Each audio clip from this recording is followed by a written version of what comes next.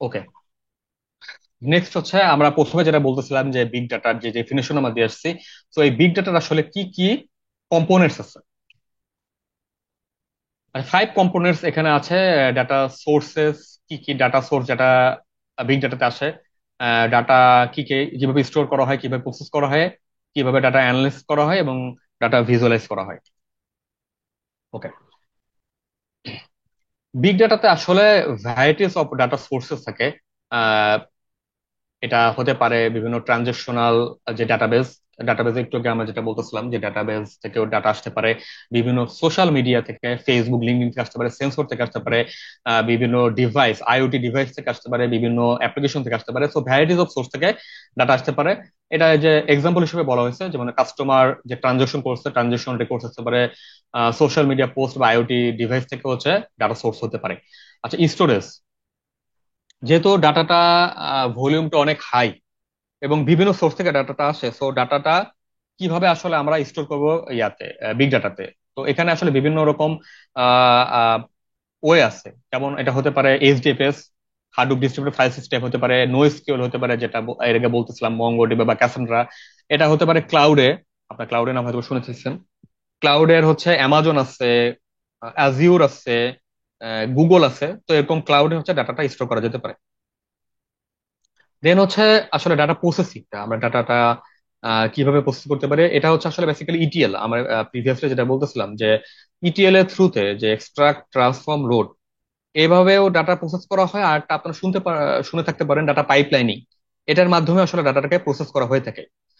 তো প্রসেসিংটা আসলে বিভিন্ন স্টেজেস আছে। যেমন এটা ডাটা, প্রথমে ডাটা ইনজেকশন, ডাটা ফেচ করা, এক্সট্রাক্ট করা, দেন ডাটাকে ক্লিন করা, দেন ডাটাকে ট্রান্সফর্ম করা, দেন ডাটাকে অ্যাগ্রিগেট করা, সরি লোড করা, দেন অ্যাগ্রিগেট করা।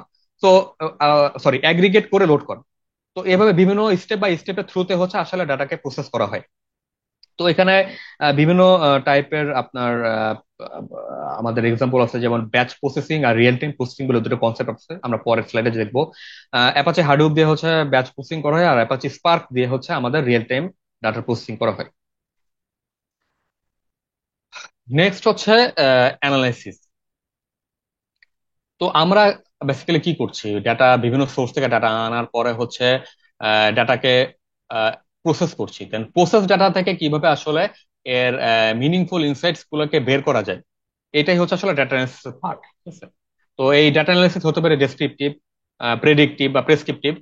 আমাদের আসলে এটা আমাদের ডিমান্ডের উপর, বেসড অন আওয়ার ডিমান্ড বা কোম্পানি ডিমান্ডের উপর বেস করে আসলে অ্যানালিসিসটা কিভাবে হবে, সেই অ্যানালিসিসটা আসলে সেভাবে করা হয়।